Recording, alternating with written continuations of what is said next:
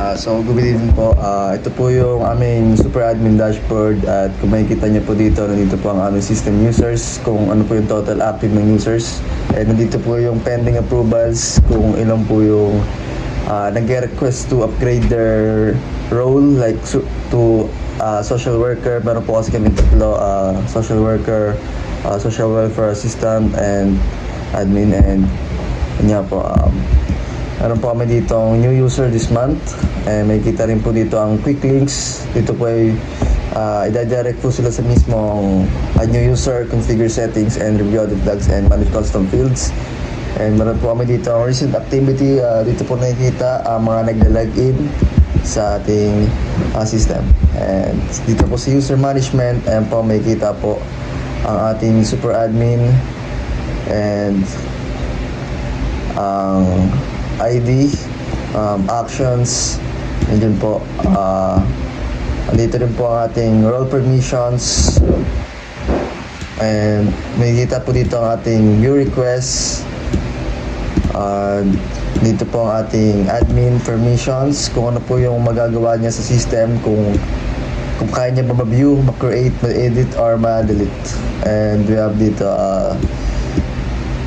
recent role change request. Ito po ay kung i-approve po ba or i-reject.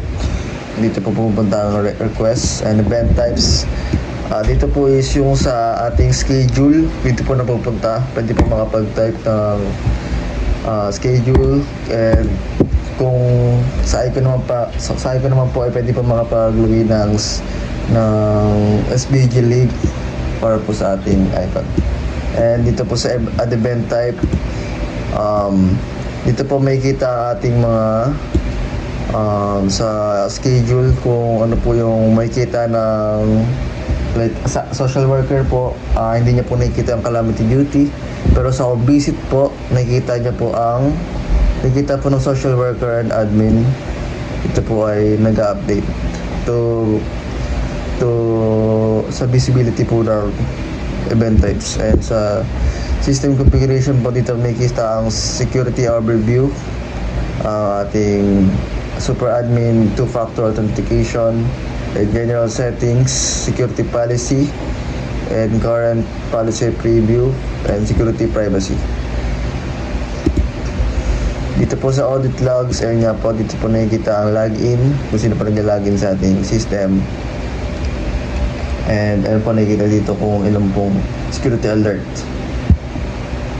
And sa custom field, ito po yung nakapag-add ng custom field dun sa mismong form ng system natin. Dito po. And nandito po yung mga module na pwedeng plug dyan. Dito po yung mga form lang. So, tako naman po tayo sa ating as users.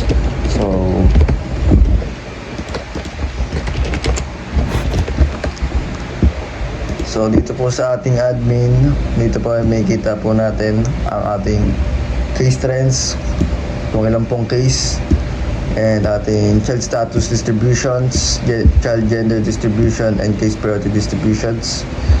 And dito po may kita po natin ang recent activities, kung sino po yung mga nag-registered. So ito po ay ang child registry, may kita po natin dito. And kapag nag-add new form tayo dito, may kita po natin ang child details, kung saan po tayo mag-i-input para mag-fill up ng form.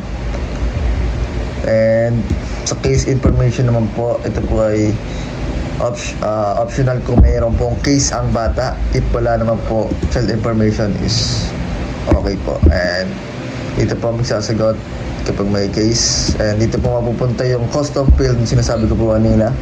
Pwede po sila mag-add and masasama rin po yan sa ating information. For example na lang po is ito. Dito po nakalagay yung mga pinilapan natin. Dito po lalabas. And dito po lalabas yung ating additional informations. For example na lang po, gawa po tayo ng isang account, information ng bata, like adopted, and birth date, and address, seafoods, emergency contacts, problem, reason for, sabihin natin na none, additional notes, none. Then civil status, ito po yung sa parents, kung sino po yung kasama. Then yung kanyang educational, sabihin natin po college graduate, and occupation is IT, is Catholic religion. And sa family composition, ito po yung mga family member nung bata. Sabihin lang po natin yan. Father, which graduates, and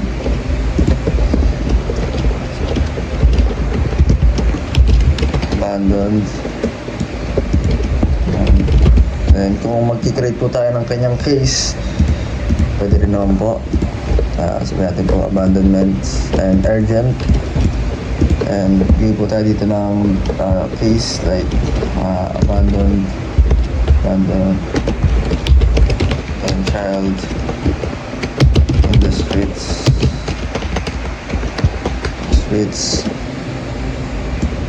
reported by MJ. And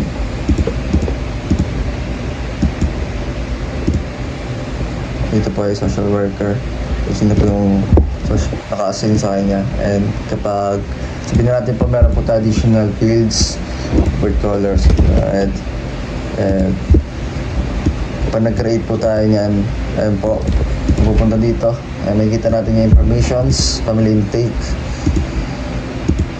yung educations. And kapag nag-view case tayo, pupunta tayo dito sa mismong case. And kapag punta tayo dito sa case management, makikita natin dito yung child, which is dito po yung ID, and ayan po ang kanyang legal actions, service, governments. So dito po mapupunta.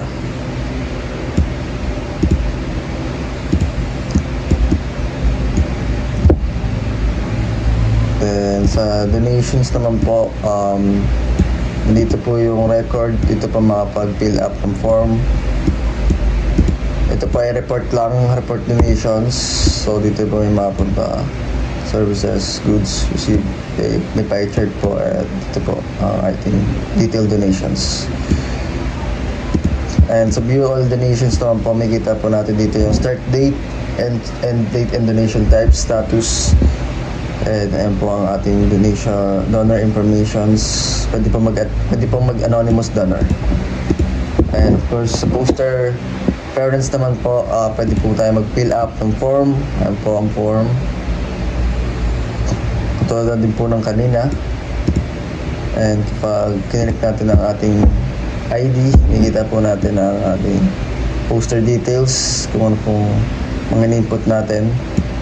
And of course, pag in-edit po natin siya, magpunta tayo sa mismong personal details kung saan po naka-fill up na po yung mga form. And po. And sa schedule events, dito na pupunta yung mga event types, katulad po dito. Dito po madadagdag kapag binisibol pa natin sa kanila, galing sa super admin. And dito po makikita ang recent activities and manageability, calendar availability. So ito po ay calendar availability, which is no events. Hindi po pwede makapaglagay ng events. And dito po mapupunta mga upcoming events, and dito naman po makikita ang mga complete na events.